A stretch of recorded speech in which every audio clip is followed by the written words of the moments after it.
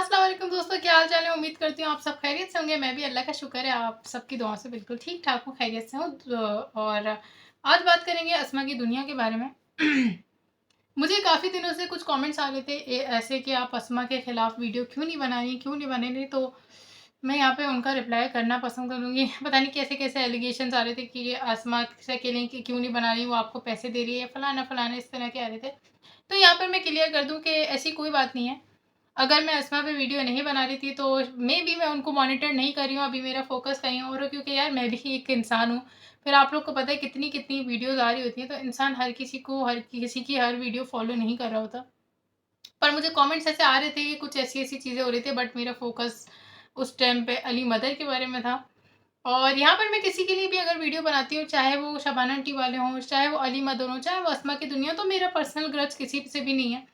तो मैं वीडियो के जो इनके कंटेंट होते हैं, इस हिसाब से बात करती हूँ। तो फिर जब मुझे इस तरह के कमेंट्स आए तो मैंने कहा like may be there is something fishy, और अस्मा कुछ ऐसा मुझे लगता है कि कर रही होगी, जब भी लोग आके मुझे सभी कमेंट करें कि अस्मा को भी ज़रूरत है चित्रौल की। तो मैंने कहा अगर ज़रूरत होगी तो ज़रूर देंगे, क्यों पीछे हटेंगे।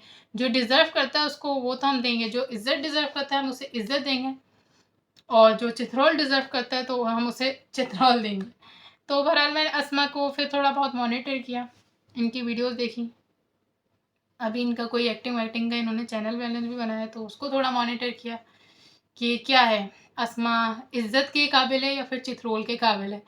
तो फाइनली मैं उस कंक्लूजन पे आई कि अस्मा सॉरी, बट आप भी चित्रोल डिज़र्व करते हो, क्योंकि आप अगेन आप उसी लाइन में बहुत ज़्यादा ओवर हो रहे हो जो आपका कहना है कि आपने जिस पे माजरत कर ली थी। यहाँ बात करेंगे बिल्कुल न्यूट्रल हो गया, शबाना आंटी की साइड में रखते हैं।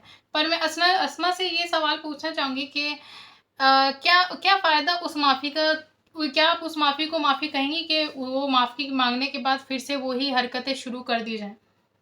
तो आपकी माफ़ी क्या सिर्फ़ क्या आप केस से डर के आपने वहाँ माफ़ी माँग ली थी, क्योंकि मुनतहा पे जो उस टाइम चीज़ें शुरू हो गई थी, तो क्या मैं ये समझूँ कि आप उस टाइम डर गई थी, इस वज़ह से आपने माफ़ी माँग ली थी कि कहीं आंटी वाले आपको भी इदारों के चक्कर-वक्कर नहीं लगवा दें। अब सही लगवाए थे, गलत लगवाए थे, पर लगवा दिए थे।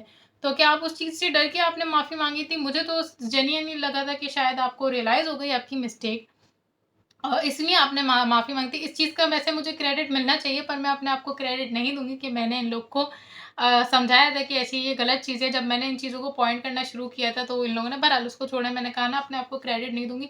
चलो मैं ये कहती हूँ कि इन्होंने शायद इसलिए माफ़ी माँगी, मैं इन्हीं को क्रेडिट देती हूँ कि मुझे ऐसा लगा कि शायद इनके ज़मीर ने इनकी मलामत की, जिसकी वज़ह से इन्होंने आके माफ़ी माँगी कि हाँ भाई, आपको पता है पुरानी बातों में जाती नहीं हूँ, पर वीडियो कॉल जो इनकी लाइव कन्वर्सेशंस होती थी रिएक्शन चैनल वालों की, वो कितनी वाहियात ज़बान की होती थी, जिसको देख के मैं इन लोग के पॉइंट करना शुरू हुई थी। तो इन लोगों ने गंदे-गंदे नाम रख दिए थे, और जैसी बातें आप सभी जानते होंगे। तो मैंने इनको पॉइंट किया था, और फिर कुछ ऐसे मामलात केस-वेस के शुरू हो गए। तो फिर अस्मा, बाकियों का मुझे नहीं पता, पर अस्मा ने आके माफ़ी माँगी थी और माज़रत की थी, और मैंने इस लड़की को बहुत ज़्यादा एप्रिशिएट भी किया था कि वेरी गुड। हालाँकि बहुत मुश्किल है सोशल मीडिया पे कि अगर कोई अपना काम कर रहा है और उसको व्यूज़ आने, तो वो अपने उस चीज़ को इग्नोर करते हुए अपना जो रास्ता है उसको बेहतर करे। पर अस्मा ने एट दैट टाइम अपोलोजाइज़ किया था, और एक्सेप्ट किया था कि हाँ, वो बहुत ज़्यादा ओवर स्पोकन हो गई थी। उन्होंने बहुत ज़्यादा ही पर्सनल हो जाना, या किसी के नाम बहुत ज़्यादा बिगाड़ देना, किसी को बियॉन्ड द लिमिट्स जाके इंसल्ट करना। तो इन्होंने माफ़ी माँगी थी, तो भाई वो माफ़ी थी या ड्रामा था? अब मैं अस्मा से ही पूछना चाहूँगी कि वो क्या था? अगर वो माफ़ी थी, माफ़ी का मतलब तो ये होता है कि इसकी क्लियर डेफिनेशन होती है कि इंसान जब माफ़ी माँगता है तो उसका मतलब ये होता है कि वो इस इरादे के साथ वो अपोलोजाइज़ करे कि वो हरकतें वापस नहीं करेगा।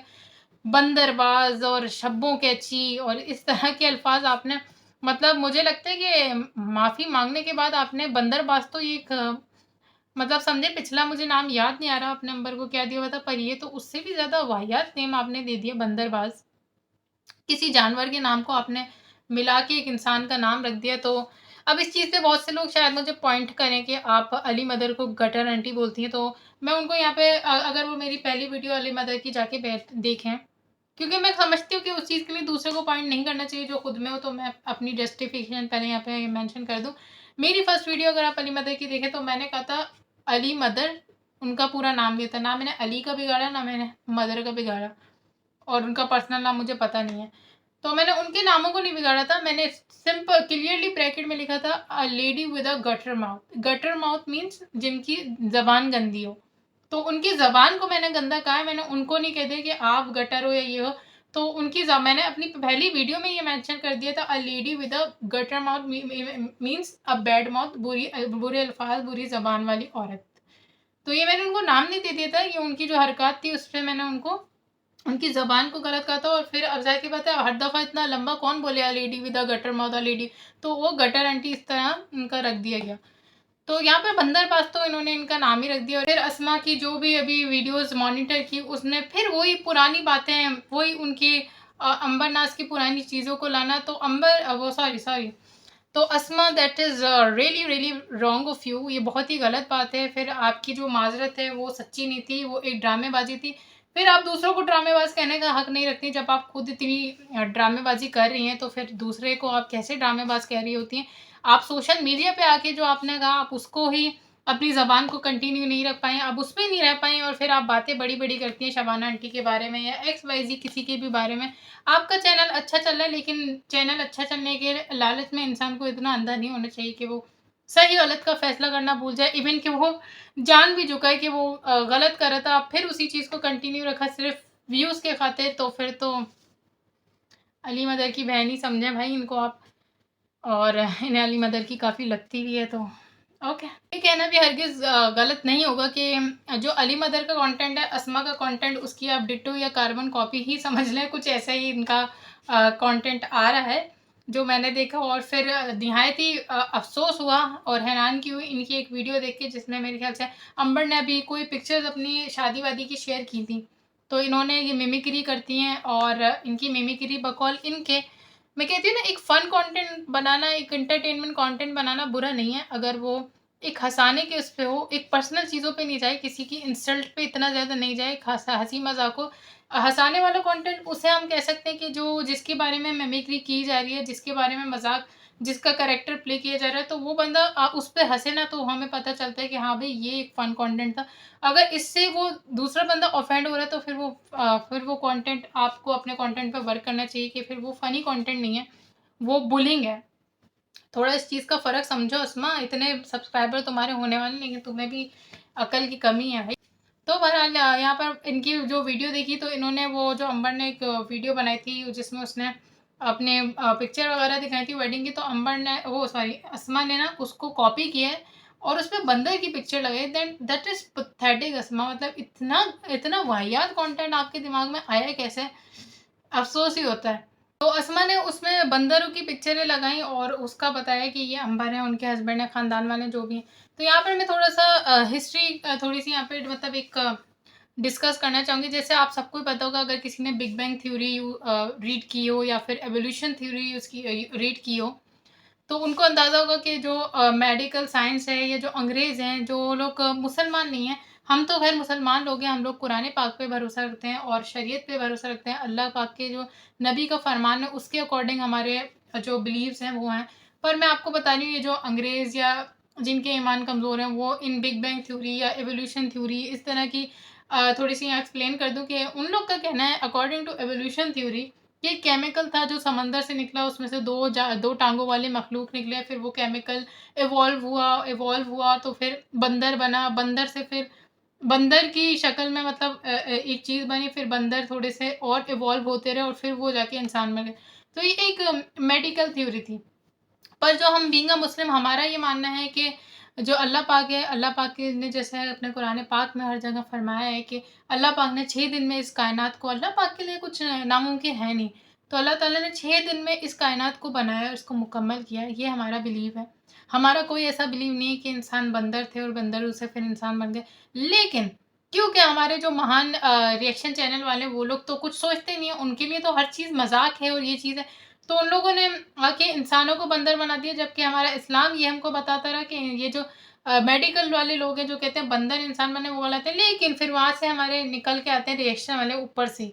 उन्होंने इंसानों को बंदर बनाकर यहाँ पर दिखाना शुरू कर दिया। तो शेम ऑन दैट एक्ट, और शेम ऑन यू अस्मा, कि आपने एक इंसानों को बंदर बना के दिखाना शुरू कर दिया। और वही बात है जैसे मैं हर वीडियो में कहती हूँ कि ये लोग सोचते नहीं कि किस वीडियो का क्या इम्पैक्ट है। इनके लिए बस हर चीज़ मजाक है और किसी की इज्जत किसी का कुछ भी नहीं है। मतलब इन्होंने कितनी आसानी से किसी इंसानों को बंदर बना के यहाँ पे दिखा दिया। तो मुझे तो बहुत हैरानी हुई जब मैंने वो वीडियो देखी। तो मुझे लग रहा था कि अस्मा थोड़ी सी अक्लमंद है क्योंकि इसने अपोलोजाइज कर लिया था। तो मैं वो इंसान हूँ कि अगर कोई इंसान अपनी गलती पे माजरत कर लेता है ना, तो मैं उसकी पुरानी गलतियों को भूल जाती हूँ, फिर मैं याद नहीं रखती। मैं कहती हूँ इंसान बदल गया यार। इंसान को ना अगले को इस तरह दरगुजर या माफ़ करना चाहिए जिस तरह वो अपने अल्लाह ताला से अपनी माफ़ी मिलने की उम्मीद रखता है। तो मैं इस तरह से जब मैंने अस्मा की अपॉलॉजी देखी थी तो फिर मैंने अस्मा को एक मतलब मैं इतना फिर मॉनिटर नहीं करती थी इतना क्लोजली कि वो अपनी किस वीडियो, कभी कोई वीडियो देख ली नॉर्मल सी जो इंपॉर्टेंट टॉपिक्स होते हैं उसमें देख ली। पर अभी मैं देख के लिटरली शॉक हूँ कि यार यहाँ पे तो लोगों की ज़बानें ही नहीं है। यहाँ पे तो एक दिन क्या है, तो दे आर लिटरली कि गिरगिट वाली जो एक क्वालिटी होती है ना रंग बदलने वाली, तो ये आसमा का नाम हम रंग बदलू रख सकते हैं। आप लोग अगर इससे क्योंकि ये भी सबको बड़े ही शानदार और खूबसूरत नेम दे रही हैं। तो हम इनकी इन हरकतों, ये जो हरकतें कर रही हैं इस पे इनका इनकी हम लोग ऐसे नहीं है कि हम किसी को बंदर बना दें, बिल्ली बना दें या इस तरह के किसी के कहते हैं ना किसी का नाम नहीं बिगाड़ना चाहिए। तो हम इनके नाम नहीं बिगाड़ेंगे। जैसे कि अस्मा है तो इनका नाम बिगाड़ के जैसे ये तहसीन को शौकीन कर देती हैं, तो अस्मा को चश्मा या कुछ इस तरह का नहीं करेंगे। क्योंकि कुरान पाक में एक आयत है, ये मैं पहले भी एक वीडियो में बता चुकी हूँ, वला तनाबज़ू बिल अलक़ाब, यानी इसका मफ़हूम है कि इंसानों के नाम नहीं बिगाड़ने चाहिए। तो हम किसी के नाम नहीं बिगाड़ेंगे। जैसे कि हमने अली मदर की एक क्वालिटी को गटर माउथ बोला, यानी उनकी बुरी ज़बान है, तो अस्मा के लिए भी हम कोई उनकी के लिए कोई क्वालिटी ढूँढेंगे, जैसे रंग बदलू हो गई, एडजेक्टिव देंगे इनको कोई इस तरह का, डिसाइड करके मुझे कमेंट करना। तो अस्मा अपने कंटेंट पे थोड़ा ध्यान दें। It's not a good thing. और ये जो बंदरबाज नाम है ये भी चेंज करें। कोई ऐसी चीज़ किसी की एक अगर आपको कोई एक्टिविटी या कोई चीज़ नहीं पसंद या उसकी कोई क्वालिटी, उस पे कोई आप इस तरह का नाम वाम सोच लें। पर इस तरह किसी इंसान को बंदर से तशबीह देना या बंदर बनाना, it's not a good thing. And बहुत ही अनप्रोफेशनल ऑफ यू कि आप इस तरह की हरकतें अपनी इतनी बड़ी ऑडियंस लेके आप ऐसी हरकतें कर रहे हो। मतलब ये किस तरह का कंटेंट है, मैं तो यहाँ पर आके सोच में ही पड़ जाती हूँ। खैर इनके लिए मुझे लगता है ये फर्स्ट वीडियो थी तो आज इतना काफ़ी है। अगर ये बाज नहीं आएंगे तो इनके ऊपर आगे मज़ीद बात की जाएगी। वैसे मुझे लगता है कि ये लोग ना इस चीज़ का फ़ायदे उठाने लग गए हैं। मैं इन लोग के बारे में बात करती हूँ तो ये लोग अपने आप को सेलिब्रिटी फ़ील करने लग जाते हैं और सेलिब्रिटी बन के सर पे नाचने लग जाते हैं। बहरहाल मुझे कोई इसका मसला नहीं है अगर ये लोग फेमस हो रहे हैं, नहीं हो रहे हैं। सब ने अपनी कब्र का खुद जवाब देना है। अगर ये लोग इस चीज़ को कामयाबी समझते हैं कि अगर इनके बारे में बुरी बात की जा रही है और इनको इससे फ़ायदा हो रहा है, तो और ये अपनी गलत चीज़ें जितनी ऑडियंस बढ़ेगी और उसको अगर ये लोग गलत चीज़ें दिखाएँगे तो वो इन्हीं पर गुनाह आएगा। इसके लिए हम इन्हें कुछ क्या ही कह सकते हैं, इस्लाह ही कर सकते हैं कि वक़्त दूसरों को ये लोग बोल रहे होते हैं कि उस पे अज़ाब आ रहा है, इस पे अज़ाब आ रहा है, तो वॉच इट, अपने ऊपर भी थोड़ा ध्यान दें। चलें दोस्तों, अब मुझे दें इजाज़त, फिर मिलते हैं इंशाल्लाह अगली वीडियो में। अपनी राय कमेंट्स में शेयर करना नहीं भूलिएगा। मुझे लगता है आज के लिए इतनी चित्रहोल काफ़ी थी क्योंकि ये फर्स्ट वीडियो थी, तो थोड़ा हौला हाथ रखते हैं। अगर ये बाज नहीं आई तो फिर इनके लिए वो कहते हैं ना इलेक्ट्रिक शॉक का जो लेवल होता है वो बढ़ाया जाएगा, तो वही किया जाएगा। अपना रखें बहुत बहुत ख्याल। मुझे दें इजाज़त, फिर मिलते हैं अगली वीडियो में। अल्लाह हाफ़िज़।